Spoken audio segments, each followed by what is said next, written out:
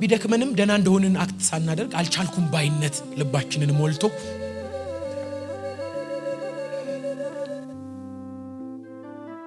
አለማም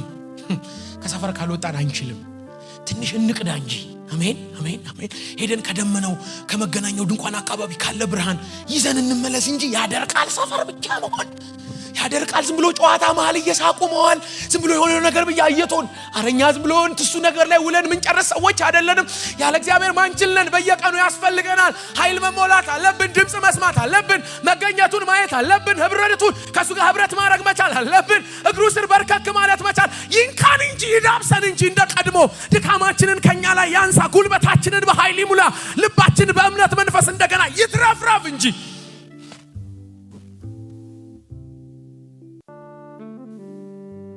በቃ እናንተ የተወደዳችሁ እግዚአብሔር ቤተሰቦች ተነጥላችሁ ውጡ ለህዝብ ሁሉ የቀረበ ጥሪ አይደለም ሁሉ ቢወጣ ጥሩ ነው ግን እግዚአብሔርን የፈለገ ብቻ ነው የሚወጣው